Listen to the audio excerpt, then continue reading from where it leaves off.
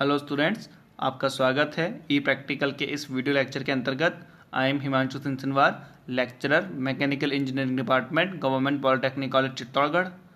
आज के इस वीडियो लेक्चर के अंतर्गत हम लोग स्टडी करेंगे working of 4 stroke petrol engine. ये इस वीडियो लेक्चर का सेकंड पार्ट है। पहले पार्ट के अंदर हमने डिस्कस किया था working of 2 stroke petrol engine. तो देखिए, जितने भी पेट्रोल इंजन होते हैं वो कार्य करते हैं ऑटोसाइकिल पे, और जो भी 4 स्ट्रोक पेट्रोल इंजन होते हैं उन्हें 4 स्ट्रोक पेट्रोल इंजन इसलिए कहा जाता है क्योंकि जो उनकी वर्किंग होती है वो 4 स्ट्रोक्स में कंप्लीट होती है। देखिए, स्ट्रोक क्या होता है, जैसा कि हमने पहले भी डिस्कस किया था, जब भी पिस्टन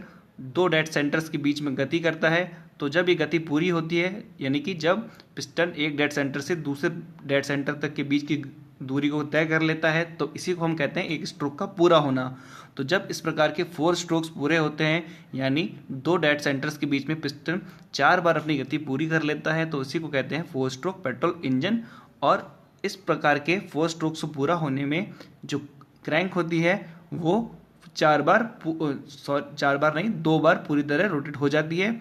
तो इस प्रकार के 4 स्ट्रोक पेट्रोल इंजन के अंतर्गत जब क्रैंक 2 बार पूरी तरह रोटेट करती है तो पिस्टन 4 स्ट्रोक कंप्लीट कर लेता है, और इसी कारण से इस प्रकार के इंजन्स को 4 स्ट्रोक इंजन्स कहा जाता है। इस प्रकार के इंजन्स में क्या होता है कि कार्बोरेटर की सहायता से एक समरूप या फ्रीयों का होमोजीनियस एयर फ्यूल मिक्सचर को इंजन सिलेंडर के अंदर सप्लाई किया जाता है, और उस एयर फ्यूल मिक्सचर का कंप्रेशन स्ट्रोक के अंत में स्पार्क प्लग की सहायता से स्पार्किंग के द्वारा कंबशन या फिर इग्निशन किया जाता है, और जिसके कारण कि एयर फ्यूल मिक्सचर का कंबशन संपन्न होता है। तो देखिए, अब हम लोग एक एक करके इस प्रकार के जो इसके 4 स्ट्रोक्स हैं उनको एक एक करके देख लेते हैं। तो पहला जो स्ट्रोक है वो है सक्शन स्ट्रोक। तो देखिए, सक्शन स्ट्रोक के स्टार्टिंग में क्या होता है, जो पिस्टन होता है वो होता है टॉप डेड सेंटर पे। इस समय इनलेट वाल्व खुला होता है और आउटलेट वाल्व बंद होता है। देखिए, जो इनलेट वाल्व होता है वो एक्चुअली में क्रैंक से जुड़ी होती है कैम से जुड़ा होता है पुश रॉड, और पुश रॉड से जुड़ा होता है रॉकर आर्म, और उस रॉकर आर्म से जुड़ा होता है ये वाल्व। तो इस कैम जैसे जैसे क्रैंक रोटेट करती है, जैसे जैसे क्रैंक शाफ्ट रोटेट करती है, क्रैंक शाफ्ट के कारण से ही कैम रोटेट करती है, और कैम से पुश रॉड एक्टिव होती है, पुश रॉड से रॉकर आर्म मूव करती है, और रॉकर आर्म से इनलेट वाल्व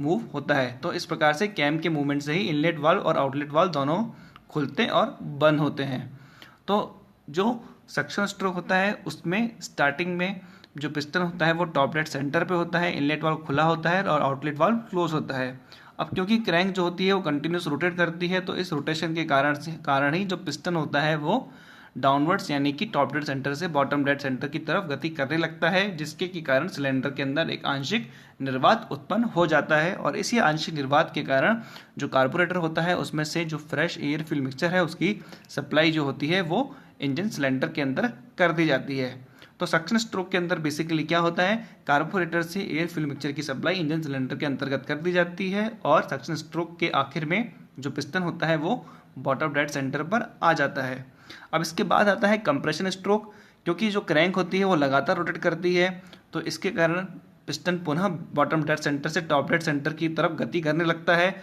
और क्योंकि सक्शन स्ट्रोक के खत्म होने के तुरंत बाद ही इनलेट वाल्व बंद हो जाता है, तो इस कारण से ये जो पिस्टन की गति है जो बॉटम डेड सेंटर से टॉप डेड सेंटर की तरफ हो रही है, तो इसके कारण जो एयर फ्यूल मिक्सचर इसके अंदर इंजन सिलेंडर के अंदर भरा हुआ है वो कंप्रेस होना स्टार्ट हो जाता है। तो क्या होता है, तो जो वॉल्यूम होता है एयर फ्यूल मिक्सचर का इस इंजन सिलेंडर के अंदर वो कम होता जाता है, और इसका एक तरह से कंप्रेशन होता जाता है, और कंप्रेशन स्ट्रोक के कारण कंप्रेशन स्ट्रोक में इस तरह से पिस्टन जो होता है वो बॉटम डेड सेंटर से टॉप डेड सेंटर की तरफ मूव करता है। तो अंत में जो होता है, जो पिस्टन होता है वो टॉप डेड सेंटर पे होता है, और इसी समय जो होता है स्पार्किंग प्लग की सहायता से लगभग 10,000 से लेके 12,000 वोल्ट तक की सप्लाई दी जाती है, और स्पार्क प्लग द्वारा स्पार्किंग की जाती है, जिसके के कारण एयर फ्यूल मिक्सचर का इग्निशन यानी कि दहन होना स्टार्ट हो जाता है, और इसी से एयर फ्यूल मिक्सचर का कंबशन होता है। तो क्योंकि इस प्रकार के इंजन के अंदर जो कंबशन यानी कि दहन की प्रक्रिया है वो स्पार्किंग के द्वारा की जाती है, तो इस प्रकार के इंजन्स को हम स्पार्क इग्निशन इंजन भी कहते हैं, यानी कि एक 4 स्ट्रोक पेट्रोल इंजन को स्पार्क या फिर पेट्रोल इंजन्स को स्पार्क इग्निशन इंजन भी कहा जाता है, क्योंकि इसमें दहन की जो क्रिया होती है वो स्पार्क को क्रिएट करके की जाती है। तो देखिए, जब स्पार्किंग के कारण ये जो एयर फिल्म मिक्सचर है वो जल उठता है, इसका कंबशन स्टार्ट हो जाता है। तो ये जो कंबशन की प्रोसेस होती है ये होती है कांस्टेंट वॉल्यूम पे, तो इसी को कहा जाता है कांस्टेंट वॉल्यूम पे हीट एडिशन। तो इसके बाद जो स्ट्रोक आता है वो आता है एक्सपेंशन स्ट्रोक। एक्सपेंशन स्ट्रोक के अंदर क्या होता है, क्योंकि जिन गैसों का कंबशन हो चुका होता है, जिस एयर फिल्म मिक्सचर का कंबशन होता है यानी कि दहन हो चुका होता है, उसका दहन होने के कारण उसमें से एनर्जी निकलती है, तो वो एयर फिल्म मिक्सचर काफ़ी स्ट्रांग हो जाता है और इसी कारण से वो पिस्टन को नीचे धकेलता है, जिसके कारण कि पिस्टन टॉप डेड सेंटर से बॉटम डेड सेंटर की तरफ चलने लगता है और इसी प्रकार की गति को हम कहते हैं एक्सपेंशन स्ट्रोक। ये जो एक्सपेंशन होता है वो एडियाबैटिकली होता है और इस प्रकार की जो गति होती है टीडीसी से बीडीसी यानी कि टॉप डेड सेंटर से बॉटम डेड सेंटर की तरफ, उसी को हम कहते हैं एक्सपेंशन स्ट्रोक। और क्योंकि एक्सपेंशन स्ट्रोक के अंदर हमें एक यूजफुल वर्क मिलता है, तो इसी एक्सपेंशन स्ट्रोक को पावर स्ट्रोक भी कहा जाता है। तो एक्सपेंशन स्ट्रोक के अंत में जो आउटलेट वाल्व होता है वो ओपन हो जाता है और जो जली हुई गैसेस का जिनका कि एक्सपेंशन हुआ है उनका एक बहुत बड़ा हिस्सा आउटलेट वाल्व से बाहर निकल जाता है एटमॉस्फेयर में। ऐसा इसलिए होता है क्योंकि जो इंजन सिलेंडर है उसमें जो जली हुई गैसेस है उनका प्रेशर काफ़ी ज़्यादा है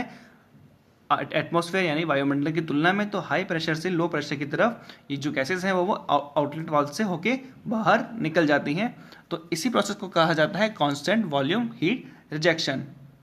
तो इस हीट रिजेक्शन के दौरान लगभग 90% से लेकर 95% जो गैसेस होती हैं वो इंजन सिलेंडर को छोड़ के बाहर निकल जाती हैं। तो जो अंतिम स्ट्रोक हम लोग पढ़ते हैं वो होता है एग्जॉस्ट स्ट्रोक। तो एक्चुअली में क्या होता है कि हीट रिजेक्शन के दौरान जो पिस्टन होता है वो बॉटम डेड सेंटर से टॉप डेड सेंटर की तरफ मूव कर रहा होता है, जिसके कारण जो बची हुई गैसेस होती हैं वो भी इस इंजन सिलेंडर से बाहर निकल जाती हैं और इस एग्जॉस्ट स्ट्रोक के दौरान पिस्टन मूव करता है बॉटम डेड सेंटर से टॉप डेड सेंटर की तरफ और इसी मूवमेंट को कहा जाता है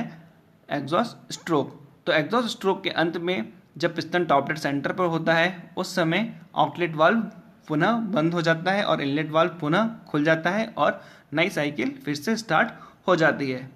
सो आई होप आपको इस ई लेक्चर से